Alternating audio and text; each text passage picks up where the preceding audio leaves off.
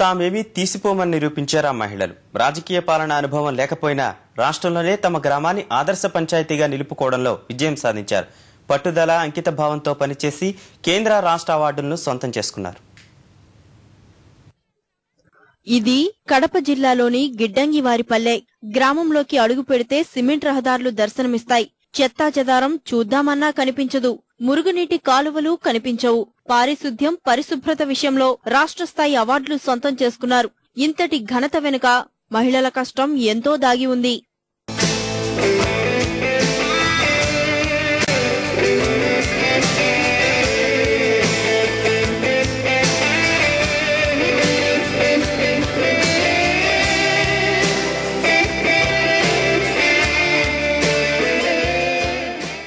గిడ్డంగివారిపల్లె పంచాయతీకి 2006లో సర్పంచ్ పదవి జనరల్ మహిళకు కేటాయించారు. పోటీ లేకుండా గ్రామానికి చెందిన రాధికను ఏకగ్రీవంగా ఎన్నుకున్నారు.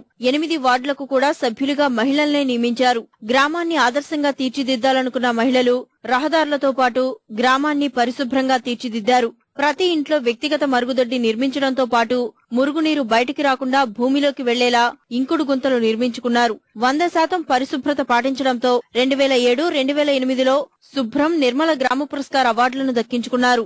2007కు ముందు శుభ్రము, ఈ నిర్మల గ్రామ పురస్కార్ అవార్డు అంటే ఏమిటో కూడా మాకు దాదాపు కడప జిల్లాలోనే ఎవరికి కూడా అవగాహన అనేది లేదు.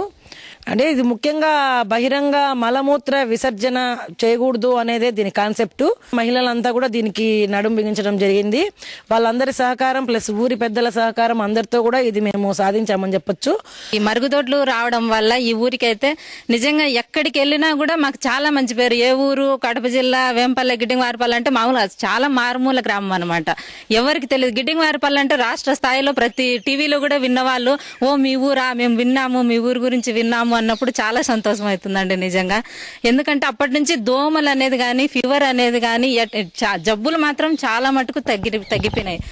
మా ఊరికి సిమెంట్ రోడ్లు, లెటిన్లు, నీళ్లు కుళాయిలకు బాగా వస్తున్నాయి. అంత బాగా కరెంటు అన్ని బాగున్నాయి. మా ఊరికి కష్టపడి పనిచేస్తాము, అన్ని బాగా చూసుకుని. గ్రామస్తుల సహకారంతో ప్రణాళికాబద్ధంగా నిధులను ఖర్చు చేస్తూ గ్రామాన్ని ఆదర్శంగా తీర్చిదిద్దారు. అంగన్వాడీ కేంద్రం, ఇందిరమ్మ కాలనీ, మంచినీటి సౌకర్యం కల్పించుకున్నారు. డాక్రా గ్రూపులు బాగా చేశారు. బాగా మహిళలందరూ బాగా సపోర్ట్ చేసి పంచాయతీలో వాళ్ళే ఎక్కువ బాగా చేసినారు సార్. ఏమేమి డెవలప్ చేశారు? ఇదే రోడ్లు బాగా చేశారు. అంతా బాగుంది సార్.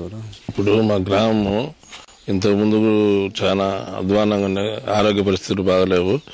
ఇప్పుడు ఈ ఆరోగ్య పరిస్థితులకు కారణము ఈ నిర్మల గ్రామ పురస్కారం సాధించాలనే పట్టుదలతో అంతా లేడీసే ఎన్నికైనారు. మా ఊరికి రాధికా ప్రేషమ్మ గారు మంచి సహకారంతో ఇక్కడ ఈ సిమెంట్ రోడ్లు వేయడము, అక్కడ ఈ కుళాయిలు వేయడము, కుళాయిల్లో నీళ్లు వేస్ట్ కాకుండా అక్కడ ఏదో గుంతలు తవ్వడము, బజార్లలో రోత కాకుండా ఇట్లా చాలా మంచి కార్యక్రమాలు బాగా చేసినారు.